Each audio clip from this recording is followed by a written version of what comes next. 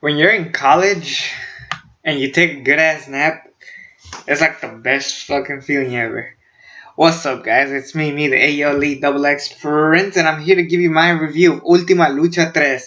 I'll talk more about my opinions on the ending a lot later, but I'm gonna have to go from part 1 to part 2, part 3, part 4. Let me explain why I didn't review this yesterday. So actually, it's midnight, so you know, who knows who's counting what day it is. But I did finish watching it the Wednesday of.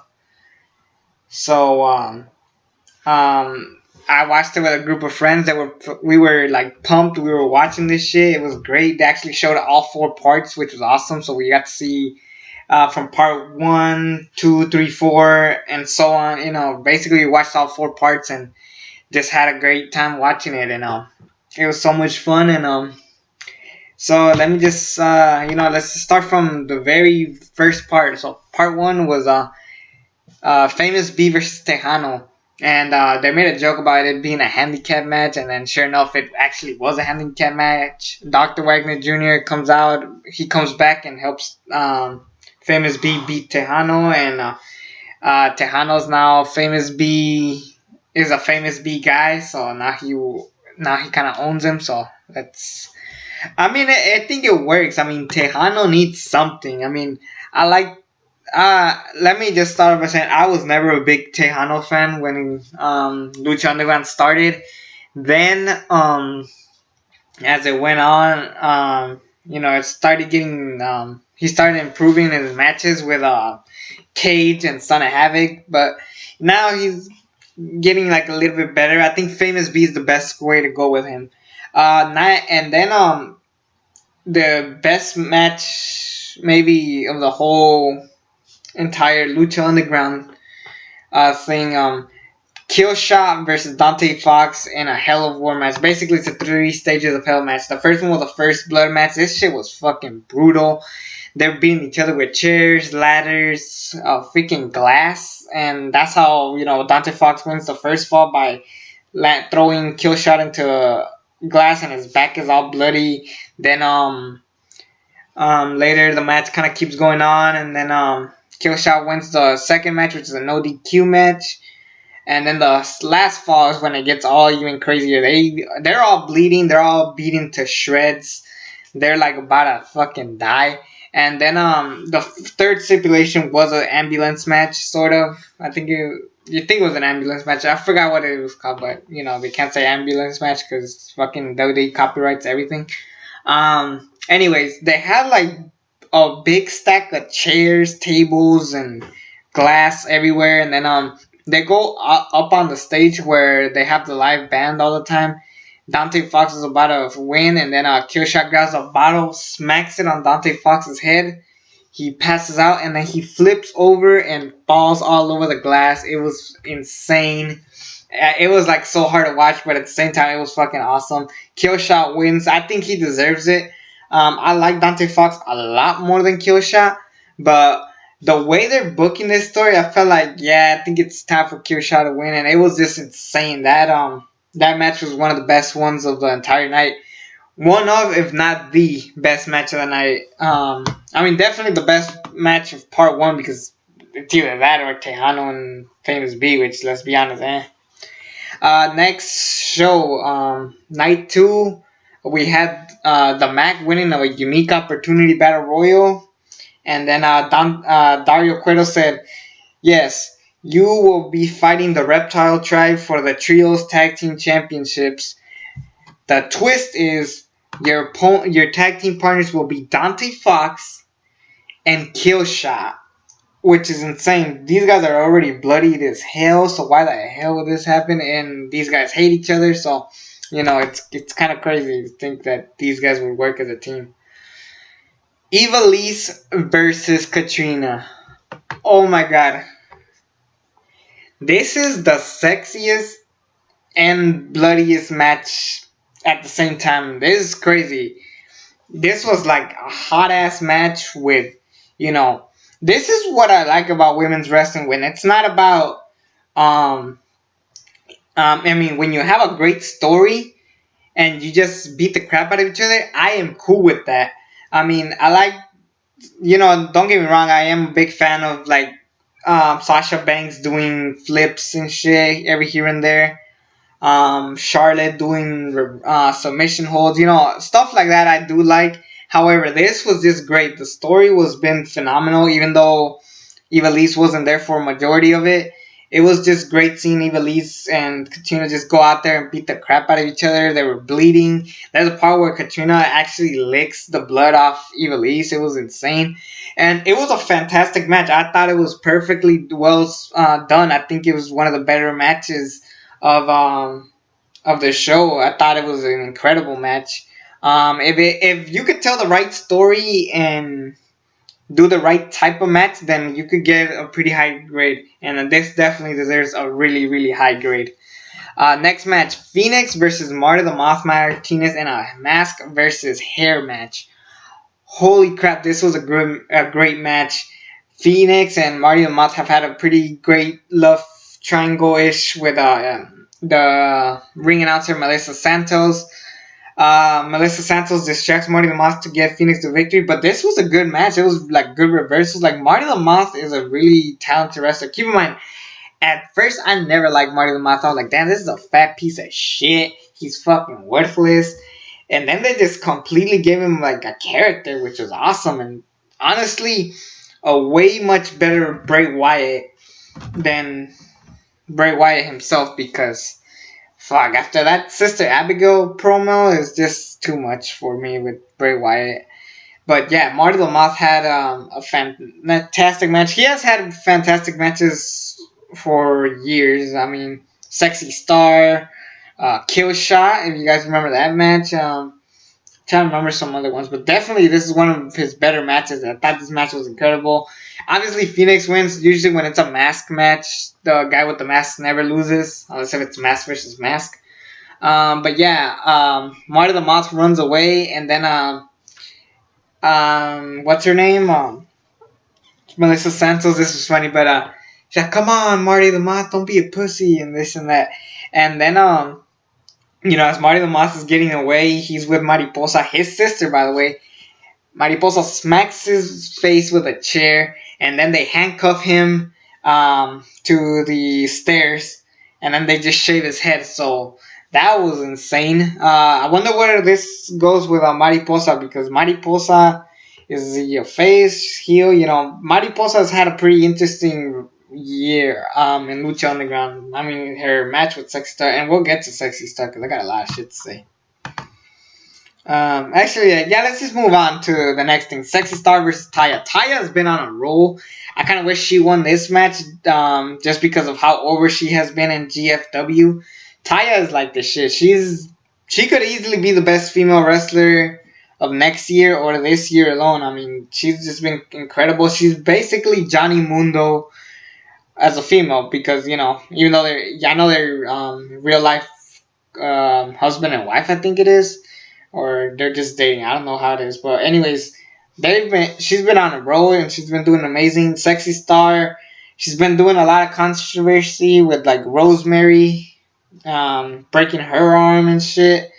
So it sucks. Sexy Star is just like officially the biggest heel ever, and Taya and Sexy Star had they had a good match. Not as great as Ivelisse and Katrina for me, but it was still a great match. I still enjoyed it. And this was night 3, I believe. Yeah. Next match, the Mac and Dante Fox and Killshot versus the Reptile Tribe. I hate the Reptile Tribe. They're just boring. They're Pindar, Vivora. I mean, the only guy I like is Drago, but that's because Drago's been there forever. But yeah, this match was actually not that bad. It was actually pretty good, and I thought they were gonna play off the story. They played off the story of Dante Fox and Killshot. Even though they hate each other, they did work in the military from their story, and they know how to work as a team. I thought it was a good match, and finally they give the titles to quality people. The Mac, Dante Fox, and Killshot sound like some pretty good tag team champions if you think about it. Then we had Pentagon Dark versus Son of Havoc and a Gift of the Gods Championship ladder match, as Dario Cueto once said. Yes, Dario Cueto gave these two guys the ladder match, and it was a pretty good match. Had a lot of old school vibe to it. It's definitely the best match of night 3, but I don't know. Night 3 was probably the weakest Ultima Lucha episode, but anyways, Pentagon Dark wins, and I was excited. I was like, yes, Pentagon Dark, el cero miedo, because this guy deserves it. So there's that. Then night 4, this is the finale, and this is where I start talking and get emotional because we don't know if Lucha Underground's coming back. So we got El Dragon Azteca Jr. defeating Matanza Cuero. Actually, never mind, I wrote this shit wrong. Matanza actually beat El Dragon Azteca Jr. And first of all, the match starts with a moonsault from the top of the cage from El Dragon Azteca Jr.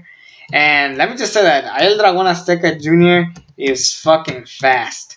When the way he climbed that cage and did a moonsault, it was pretty good. Matanza breaks the cage cage door, and technically El Dragon Azteca won, but Dario Cueto said, no, we're only going to have this match win by pinfall or submission, and sure enough, the match continues. It was alright. Definitely not the best one, but it makes sense with the story they were trying to tell, because El Dragon Azteca is still technically a rookie of Rey Mysterio, so, who knows what they'll do, but they had Black Lotus come back, and I thought that Black Lotus and El Dragon Azteca Jr. were going to be all cool and all, but I guess not. She kicks El Dragon Azteca Jr. and makes Matanza win. It was a weird thing because I'm like, she knows that Matanza killed Black Lotus's father, not El Dragon Azteca, the original one, not Junior. I don't know. It made no sense. It was pretty weird. I don't know what they're going to do in season 4 if we have it. But last time, I remember Dario Cueto was like, yes, Black Lotus, I lied. And then Matanza just grabs freaking Black Lotus and just beats the shit out of her. It was insane. Then we had the fucking insane match. So we had Jeremiah Crane, Mil Muertes, and the man they call Cage, the Machine. This was an insanely brutal match. Picture Brock Lesnar and John Cena from Extreme Rules 2012 on steroids. That's what I thought of it. It was just insane. And they changed it to an elimination match, so we have a guaranteed winner, like no bullshit. And Jeremiah Crane is the first one to get eliminated, and I thought he was going to last for a little bit longer, but I think it makes sense just because it's more believable to have two bigger men and be the final two. So, yeah, Jeremiah Crane is out of it. He loses his love for Katrina, and I'll get to that in a second. Mil Muertes ends up beating Cage. So Mil Muertes officially has the gauntlet. Yes. And I'm thinking, oh shit, they're gonna finally give it to the officer who was actually Katrina's mother. So then he puts on the what's it called, the gauntlet, and then he hits it on the floor like Roman Reigns when he does that shit. The lights go out, the lights go back on, and King Cuerno is there. He comes back, kicks Mil Muertes, takes the gauntlet, and runs off. That's great. I think that's great that King Cuerno's back. I think he needed a return. It was great to see him. I wish we saw him a lot more in season 4, but technically he was dead, so it's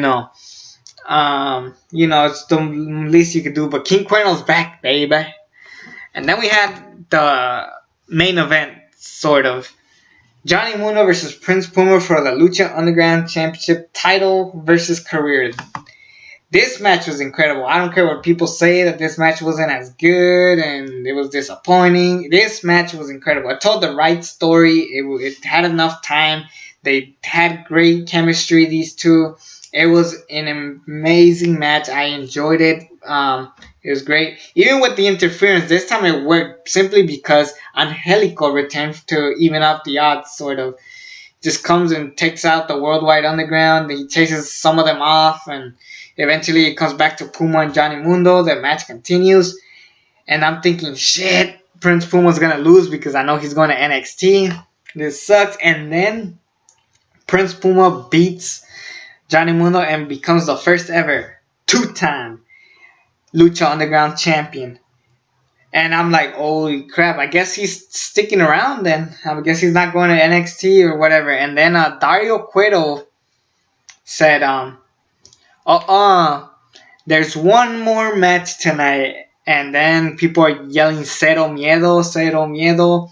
And then we go to commercial break. They come back, and then Pentagon Dark comes out, and he's cashing in the Gift of the Gods championship. And I remember Dario Cueto said, yeah, I know, I like to promote my main events. I changed the rules for Gift of the Gods. The rules are differently. But rules are like bones. They are meant to be broken. That shit was a dope-ass line. And this match took me back to Goldberg and Brock Lesnar. Goldberg and Brock Lesnar had like 4 minutes, but it was easily one of the better matches to happen at WrestleMania this year. Pentagon Dark and Prince Puma had 8 minutes, and it was awesome. They did not waste a single moment. They just went at it. They just kind of went off. Prince Puma fighting strong, but then Pentagon Dark ends up becoming the Lucha Underground champion. And the difference here, it was career versus career. So one keeps the belt, the other one leaves. So that was insane. Vampiro comes out. He hugs Pentagon Dark because this was all a setup. Since the beginning of season 3, Vampiro has been trying to, make Prince Puma the new Vampiro man, or the Vampiro guy, kind of like Paul Heyman. He's trying to make him the next guy. And then turns out it was all just a trick just to get rid of Prince Puma, because he knows that if Prince Puma was still around, Pentagon Dark would never be the Lucha Underground champion. So maybe they could play off that story in season 4 if they have it. They have to have a season 4 after that ending. So this is bullshit. So the crowd this is my problem with crowds these days. They are assholes sometimes. They're chanting na na na na na na na na hey goodbye, and Prince Puma's fucking crying. Eventually they do the thank you Puma chants, but it was just like kind of bullshit that they did that. And then Pentagon Dark, he's like, this is now my temple because I'm Pentagon Dark El Cero Miedo. Obviously he said that shit in Spanish. I just don't remember exactly what he said. I speak Spanish, but motherfuckers, I can't remember every fucking thing. So anyways, each season, every time Lucha Underground ends, they have little cutscenes of stuff that you should get excited for the following season. But this one was probably the best one out of all of them. Now, season 1 had like all the pop-ups of like everything that culminated at the end of Ultima Lucha. Ultima Lucha 2 just had Dario Cueto get arrested, but Ultima Lucha 3 kind of had something similar to the first Ultima Lucha thing. But it starts with Prince Puma walking away. He takes off the mask. I thought they were going to show Ricochet, like the actual guy. And then he just puts the mask there. He leaves. It was a sad, tragic moment for me. As he leaves, they kind of show off everything else. Sexy Star is like talking to a bunch of fans. And then out of nowhere, a little girl comes with like a box. And then the little girl goes, she hasn't forgotten. And then the spider comes out. So that was, I feel bad for Sexy Star because I doubt they're going to bring her back after breaking Rosemary's arm. There's a theory going on that Rosemary is the one sending the spiders. That would be fucking cold to do. If they actually do that storyline, it would be awesome. It would be awesome TV, but shit, it would be insane if they actually go that route. Then again, Lucha Underground don't give a fuck. Then we had Phoenix and Melissa Santos driving off, and then as they're driving off, Happy Katrina pops up in the back, kind of walking, because Katrina loves Phoenix because Phoenix can't die, and that's what Katrina wants. She wants to be immortal, and as that's going on, we see Jeremiah Crane crying at the top of the roof. So, they if we have season 4, they better. It's gonna be an insane route to go. Think about it. The love stories going on. Marty the Moth with Melissa Santos, Phoenix and Melissa Santos, Katrina and Phoenix, Katrina and Jeremiah Crane, Mil Muertes and Katrina. Fuck, everybody wants to fuck Katrina. I want to fuck Katrina. Let's be fucking real. We're men here. Anyways, as that's going on, the next pop up, they had a Vampiro talking about how, yes, we got rid of Prince Puma. Now Pentagon Dark will be tougher than ever. And then his master comes out like, I'm so proud of you. He looks fucking cool. He looks like a Rob Zombie character. It's pretty cool. I don't know who that guy is. I don't know much about it. So there's that. Then we had Daga come back. If you guys don't remember Daga, I thought he was a very underrated talent. He's kind of like Kyle O'Reilly. He kind of reminds me of him. But Daga, in season 2, Cobra Moon kept stalking him, and apparently Daga's the master of the reptile tribe, which is not that bad. And then as Drago is tied up, he's like really mad because of what's about to happen, and sure enough, Daga cuts off Pindar's head because he cost them the match. That is insane. They killed Pindar. That was fucking insane. I did not expect that shit. It was fucking crazy. They have a scene of King Cuerno with the gauntlet, but I'll get to the gauntlet when I get to it. It's just like a little scene. Matanza Cuerno's in his cage, and then they show another cage with Rey Mysterio on it. So Rey Mysterio is probably gonna come back, hopefully. And then we have the final one. I think that got all of them, but this is the final one. It's the most important one, and it's the one that closed it. So there's this guy working with Dario Cueto, this black dude. He looks like, I don't know. He looked like the guy from Dexter, the cop, the black officer. He looks kind of like him. I don't know if it is him, the same actor. So anyways, he's there, talking to him, and then he's like, "Hey, I promise you, I will get that Infinity Gauntlet back." And then he's like, "Not Infinity Gauntlet. I'm thinking of the Avengers. The Gauntlet. Fucking shit. I'm thinking of the Avengers." So he's like, "Don't worry about me. I'll get the Gauntlet back." And then the guy goes, "Yeah, we don't need you anymore, Dario." And sure enough, he's like, "We'll fix all your mistakes without you." And then he gets a gun, shoots Dario Cueto. And I'm thinking, fuck, Dario Cueto's dead. And then when the guy leaves, Dario Cueto kind of like wakes up a little bit, but he's in pain. He calls a number. I don't know who it is, but you could like barely hear what Dario is saying. But then he's like passed out while the phone's still on. And then it says to be continued. There has to be a season 4. There is no way they're gonna like just like let that shit out. If this is the end of Ultima Lucha, that's kind of bullshit. Fuck. This is why Lucha Underground is great. We want it back so badly. They have to have a season 4. Granted, we are gonna lose a bunch of talent. We're losing Prince Puma, Johnny Mundo. From what I hear, Rey Mysterio might not come back. Sexy Star, they're probably not gonna bring her back. I'm pretty sure the entire Worldwide Underground is not coming back. Who else might not come back? Obviously Pindar, because they killed him off. Jeremiah Crane is obviously coming back. They're getting rid of like some of the bigger stars. Pentagon Dark, from what we heard, he doesn't want to come back, even though he just won the Lucha Underground Championship. But I'm pretty sure they could work a deal off. Who else are they losing? I don't know. I don't know who's coming back and who's like getting lost. So, the more I know, the better. So, anyways, there has to be a season 4 of Lucha Underground. They just have to. And if I were them, I would start it right at the beginning of summer 2018. I think that's the best way to start it. And then we end it by the end of the year. I think that is the best way to end Lucha Underground for season 4 if they have it. They've shit better happen. Anyways, that would be it. Ultima Lucha 3. It was awesome. A 10 out of 10 show.